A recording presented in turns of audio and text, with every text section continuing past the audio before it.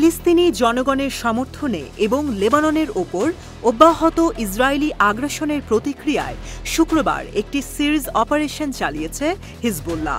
এদিনের অভিযানে হিজবুল্লাহ যোদ্ধারা মাতলা সাইটে একটি আত্মঘাতী ড্রোন দিয়ে ইসরায়েলি বাহিনীকে টার্গেট করে। এটি সরাসরি আঘাত এনেছে বলে জানিয়েছে তারা। আল মায়াদিনের এক প্রতিবেদনে জানানো হয়, হিজবুল্লাহ এক ঝাঁক রকেট দিয়ে জাবাল নাধারে ইসরায়েলি বাহিনীকে টার্গেট করেছিল, যা সরাসরি আঘাত করেছে। এছাড়া বারুম ফরেস্টে ইসরায়েলি বাহিনীর একটি দলকে টার্গেট করে সরাসরি হামলা চালায় তারা। অধিকৃত লেবানিজ সেবা ফার্মের জেবডাইন সাইটেও রকেট হামলার কথা জানিয়েছে গোষ্ঠীটি। একই সাথে দখলকৃত লেবাননের কাফার চৌবা পাহাড়ের রামথা সাইটকে টার্গেট করে রকেট ছোড়ে হিজবুল্লাহ।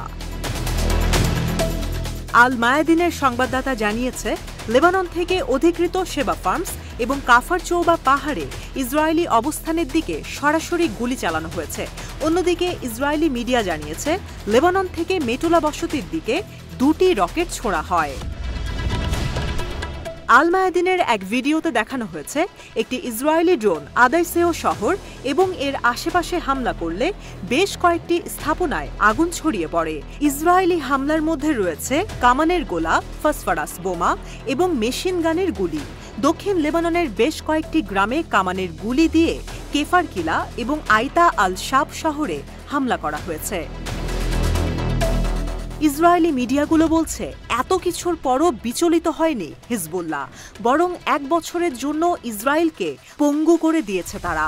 এদিকে বুধবার ইসরায়েলি চ্যানেল 12-এর সাথে এক সাক্ষাৎকারে ইসরায়েলি সামরিক অপারেশন বিভাগের সাবেক প্রধান মেজর জেনারেল ইসরায়েল জিভ বলছে, হিজবুল্লাহর সবচেয়ে উল্লেখযোগ্য অর্জন হল ইসরায়েলকে প্রায় বছরখানেকের জন্য পঙ্গু করে দেয়া। সে আরও উল্লেখ করেছে, যদিও ইসরায়েল কিছু কৌশলগত সাফল্য অর্জন করেছে, সেগুলো এখনও কৌশলগতভাবে সাফল্যে রূপান্তরিত হয়নি। এখন ইসরায়েল ইরানের হুমকির মধ্যে রয়ে গেছে।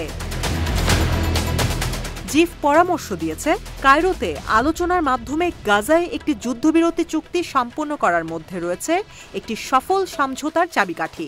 সে আরও বলেছে, গাজা যুদ্ধ বন্ধ করতে সম্মত হলে এবং হিজবুল্লাহর সাথে লেবাননের সীমান্ত বরাবর স্থিতিশীলতা নিশ্চিত করলে তবে এই চুক্তি ইরানের সাথে সম্ভাব্য উত্তেজনা কমাতে পারে।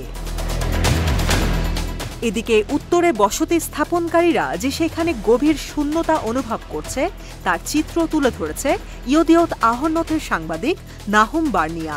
সেখানে তারা সরকারি পদক্ষেপের অভাবের দিকে ইঙ্গিত করে পরিস্থিতিটিকে গভীর হতাশাজনক হিসেবে বর্ণনা করেছে।